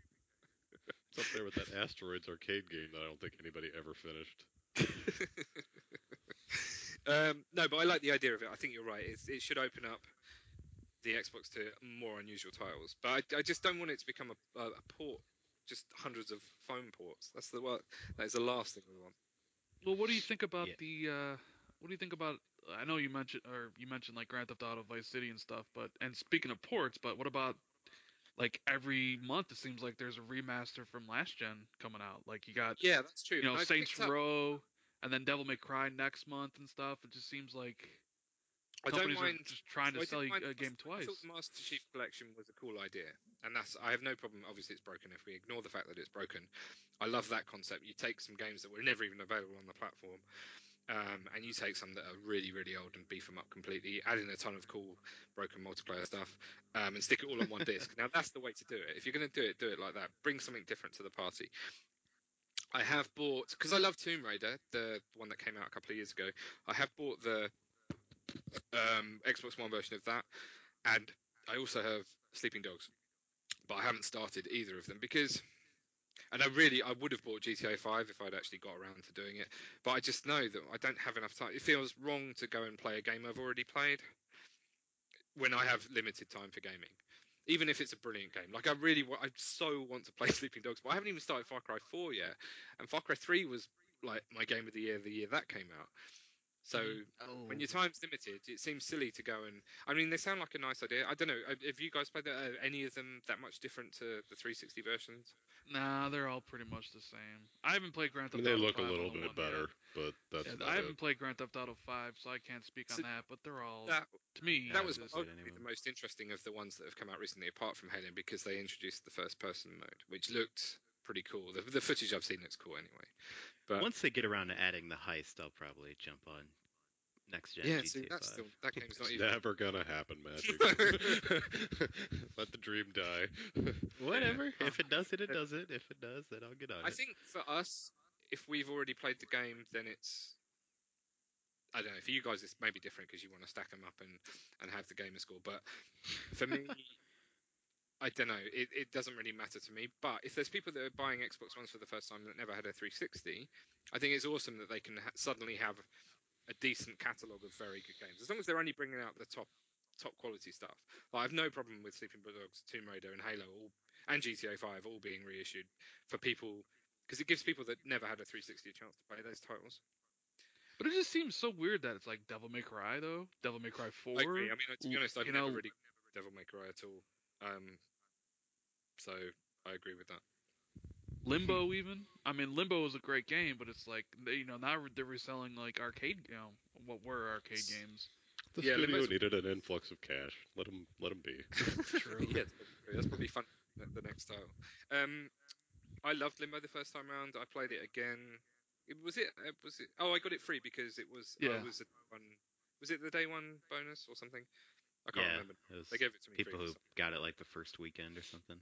Yeah, and it was so much less fun the second time round because you just knew it was going to happen. Did you find that too? It was just like it wasn't as cool. It was a really charming game the first time round. But I just found myself using videos to just try and finish it as quick as I could, and I still didn't even have the energy to go and try and do the complete the game in less than 5 deaths. That brings me to another question. I see some people wanting reclassifications of genres again. Like since Limbo was an arcade game on 360, but is it classified as a retail game on the One? Yeah, so that whole retail arcade system is due an overhaul, and that is actually what I'm working on at the moment. So, bit of hot news there, hot off the press. I'm hoping to roll out some sort of modification to that in the next few weeks, because XBLA it's only a concept on 360, and retail and arcade doesn't really work anymore because everything's digital and retail at the same time, and everything has 1,000 gamer score as well, which is also... So we used to base it on whether the game had less than 500 gamer score. We call it an arcade tile. So none of that really works on the Xbox One. And then, to be honest, I should have done this ages ago, but the app took up 6 months of my life, and since then there's other stuff that I was enjoying doing. It's stuff like this is dull. Like if you're going to do features, do new stuff. But effectively, I'm bringing a reissued version of the arcade. So do you have an idea of how it's going to work? Are you going to classify everything as retail? It's all done in my head, and some of it's done in code. But watch this space. There'll be a site update in a couple of weeks. The key thing for me is that I don't break anything for people that are tracking those leaderboards and things like that, because we're slightly unusual in the fact that we have vast quantities of leaderboards that are custom. You know, you can choose pretty much anything to track yourself by, even down to your country and subgenres and platform and everything else. So the key thing is to allow a transition for people that are tracking themselves on those things that don't sort of exist anymore. So that's the hardest part at the moment, and is what I'm working on at the moment. But as I say, we should have something up on the site in the next couple of weeks. Sounds like Carnage is going to be happy. I want to make everyone happy. Well, I think you do a good job at trying to maintain that. It's not easy. Right? It's not easy. So just one of the last fan questions here from someone who shall name anonymous. I want to know if members will be able to purchase pro accounts using a credit card in the future.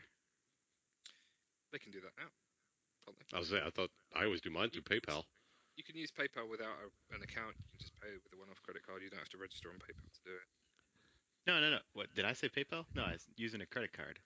No, you can use a credit card through PayPal without registering on PayPal. Oh. So you can use their interface without actually having a PayPal account. That was kind of a weird question. What does he want to pay Rich directly with his Visa? I mean, I guess. Do I need to buy a little machine that I can go around there and swipe his card? He'll call you up. You just type in all the numbers. All right, What do you mean? go. You can. I mean, it wouldn't be anything different than going on Best Buy, typing in your credit card information, and paying for it like that. I see. So I guess, but I don't know. It's kind of weird. The problem with doing that is you need a payment processing facility, which is possible. I could do that. I don't know. Just PayPal's just easier, isn't it? I don't know. I know some people are morally against PayPal, full stop. But it's such a small minority, I'm guessing. Yeah, I mean, I'm not sure. I have no issue with PayPal. I don't know. It's something I could look into if enough people wanted it. I'll look into anything if enough people want it. Tell him to badger me. Start PMing if you want him to take credit cards directly. So, I guess I thought of another question, but so since your website is obviously you get paid through subscribers, the people that subscribe. Yeah. But I would assume most of your revenue comes from ad clicks or advertisements, right? Advertising, yeah. So, how do you feel about someone that would use your site and use ad block and doesn't subscribe? I feel sad. They deserve to be dragged out of their house and shot. No. Yeah, I'm mad. Adblock is it's a weird system. So people that use Adblock, I think of my era, are aware of what it does, but it seems to be the younger. I'm stereotyping a little bit here, but younger generation have installed Adblock on their browser from almost since the day they started using it, and they're not actually aware. They're aware of how fast it makes websites because there's no advertising to load and all that jazz. And they're probably aware more now of the privacy side of it as well. So there's a lot of people that don't want their cookies being tracked and all that sort of stuff.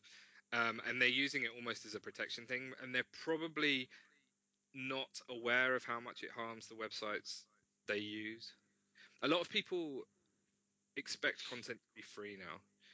And they don't really understand the costs involved in running a site. Like we have 7 servers.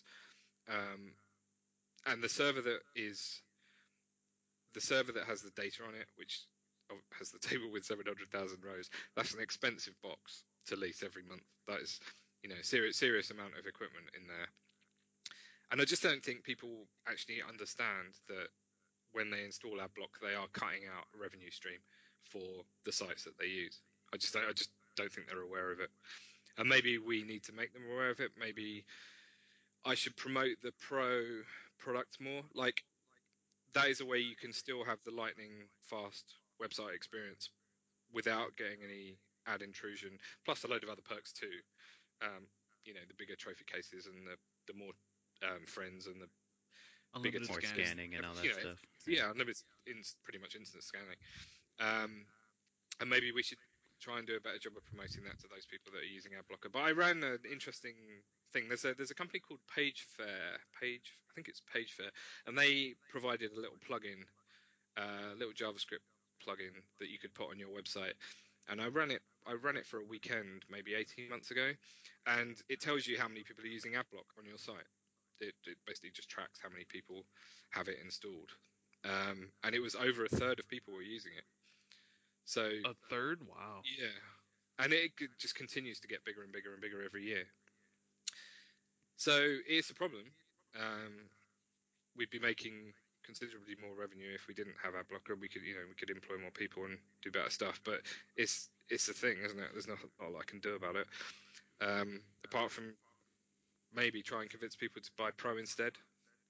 Well, would you rather have them subscribe or rather have them just not use ad blocker? Like, I guess what is more beneficial for you, them subscribing directly or just letting the ads run? Yeah, them subscribing directly would be worth more than the revenue I'd get from them looking at ads. Plus they get stuff back too. So right. Yeah, that would be better. But I know some people don't have $15 a year for doing that. So if you are one of those people, maybe think twice before you have AdBlocker on, or whitelist the sites that you're happy to whitelist. So I'm aware, I've been using the internet for 20 years. I'm aware how annoying it is when ads start auto-playing sound, or you get pop-ups or pop-unders appearing. So when I sign up with my ad networks, I make it clear that I don't want any auto-playing ads. I don't want stuff that covers content, all that sort of stuff. So that's sort of, because obviously those sorts of things pay a lot more, but I find them personally very intrusive, and I could see why people might think, I want to use this website, but there's all these ads. I'm going to install AdBlock. So I understand the reasons for it, but I will try and make sure that there's nothing too intrusive on TA if you guys are happy to whitelist it. So you can install AdBlock and then say, I don't want to run it on this particular website. Yeah. And I would say to people, if it's a website that you enjoy using, I'm not just talking about TA here, but generally, if it's a website that you enjoy using and you are getting their content for free, maybe consider whitelisting them. That's right, kids. Yeah. That's your lesson for today.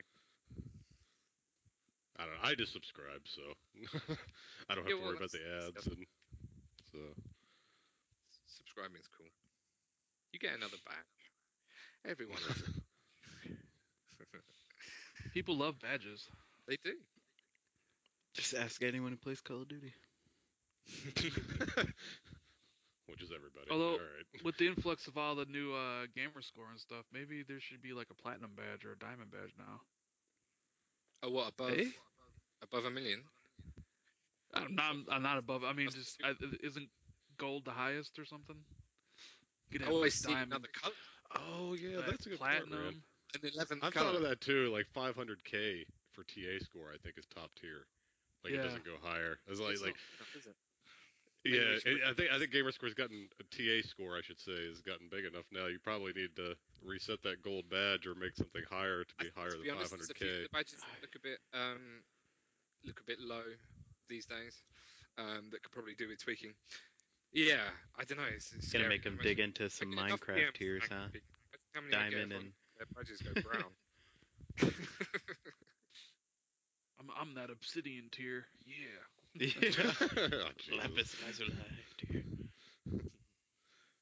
all right. What do you Yeah, I got questions for days, DOA. Come on now. What do you think, Rich, is the greatest strength of TA? And then, opposite side, what do you think is your biggest weakness that needs to be improved? Ooh, good question. Good question. Wow. Okay, so strength-wise, I would say our feature set. I mean, I'm skipping over the community, but they are part of that. 99% of the features that are on TA have come from ideas from the community. So without the community, we'd still be a leaderboard with just me on it and a couple of my friends. So TA and its vast feature set, I think that is almost ties in with your second question as well. People sign up now for TA and they look at the menus, and there are so many things in the menus. I think we might need to streamline it or make a sort of dummy mode or a noob mode, because we're just bombarded.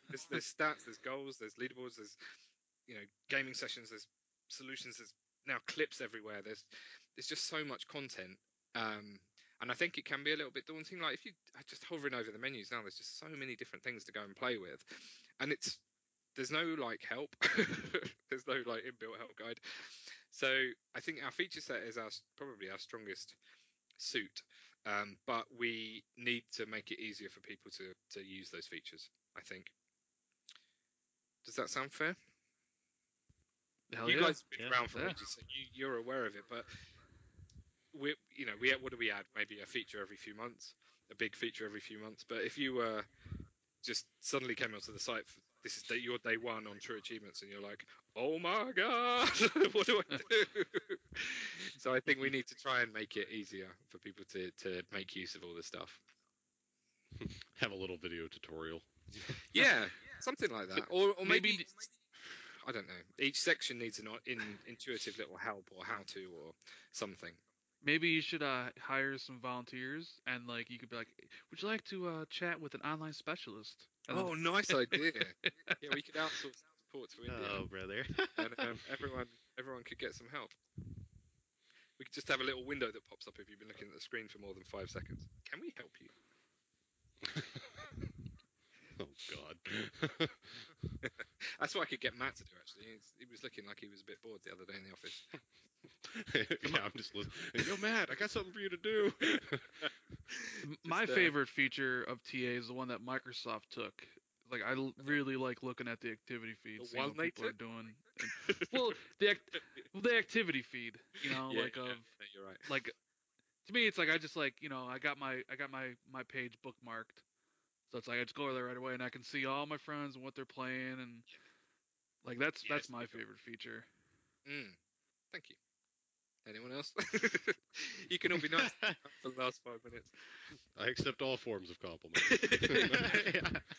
Bring on the love. No, yeah, tons of great features. There's too many, isn't there? We need to pare it back.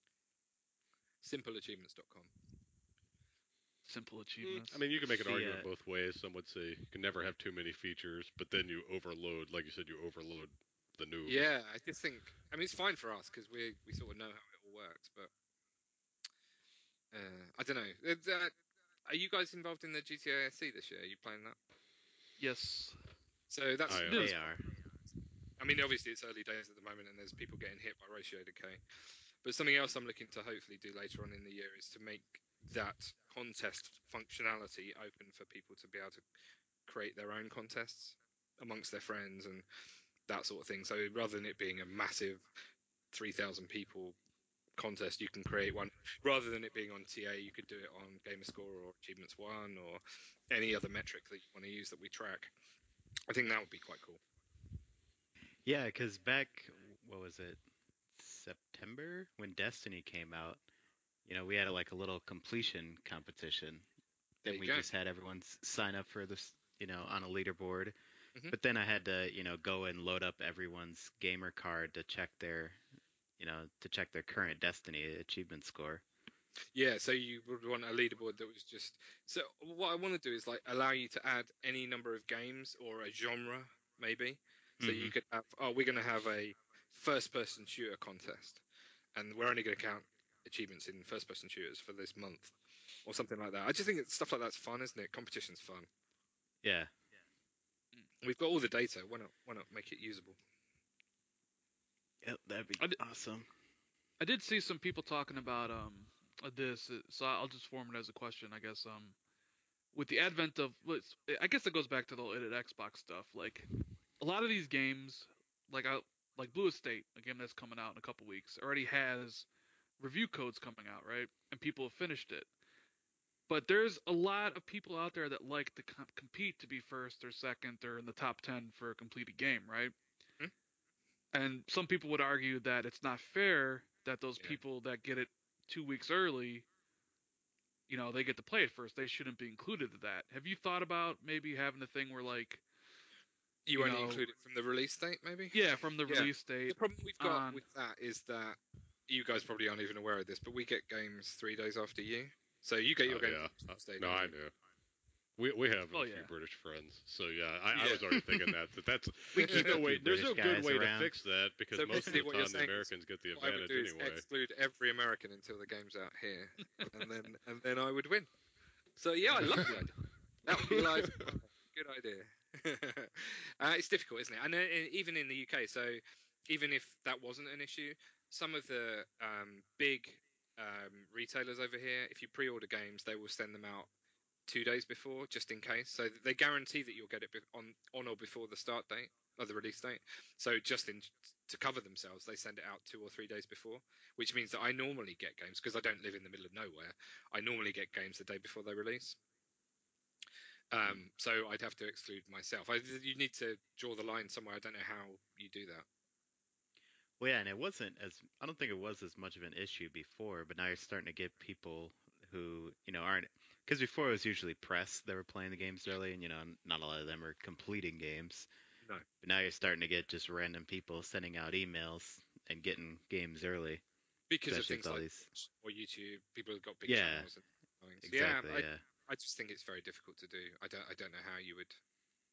If we go completely digital and everything is like only playable from that actual date that it's released and it's downloaded on your box already, and then everyone starts it at the same time, then maybe. But I just don't know how it would be fair. I think I'd end up annoying more people than I made happy. Probably, yeah. That's one of those things. There's not really a good answer for it.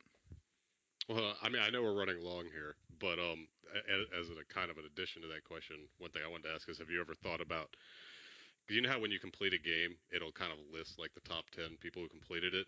Mm-hmm. But the thing is, as soon as DLC comes out, it's kind of reset. Have you ever thought about separating the DLC so that instead of being the new person to finish Gears of War 3... It was part of the game. Wait, what? No. I'm just talking about for like finishing. Though. I know. I'm not talking about for score. That is a good idea, actually. I hadn't thought about that, but that is certainly something. So we could have a DLC completion.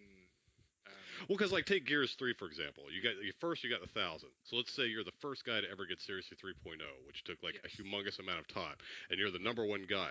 But then like the second the DLC comes out, some other guy who got Seriously 3.0 way after you, he's now completed the DLC first. So now he's number one. That's good. Like that seemed a little unfair to a certain degree. Like the guy who really put the work in should have stayed number one. Like DLC should maybe have been separated. Gotcha. Yeah, we could separate. We could easily separate the leaderboards out into main game completion time, DLC completion time, that sort of stuff. That would work. I like it. Yeah, I don't know. That was always one of my things that I always thought that the site needed was we won't be mad at do the reset. We won't be mad at you if we don't see these changes in the next 2 days. I'm just throwing out we'll hold you to it. Suggestions my list or whatever. Just wait. Rich will make the change, and then someone's gonna spend a hate mail to DOA. I should have been number one. The DLC came out. Yeah, absolutely right. That's okay. You can send me all the hate mail you want. Any hate mail to you guys. I'll accept it, and I'll just keep responding, kiss my ass. Brilliant. The whole website will melt in a hail of ass kiss. I don't know. I really find it tough to believe people would have a problem with that, though. That seems... No, it's a good idea. I like it. People have a problem with everything, DOA. I mean, you're right. I'm sure there's going to be like the one or two lone people out there that would like give me grief, or Rich grief or whoever. But I think most people would actually like that. So, but that's me anyway. Go ahead. End rant. Well, I think we've taken up enough of your time, Rich. Thanks a lot for joining us. Thanks for asking me. It's been enjoyable. Yeah, I think it was great. I think people will love listening to this. So took a little while there to set everything up, but no, that's no problem. And now I pray to the gods that everything recorded correctly. Now it's all on your end, DOA.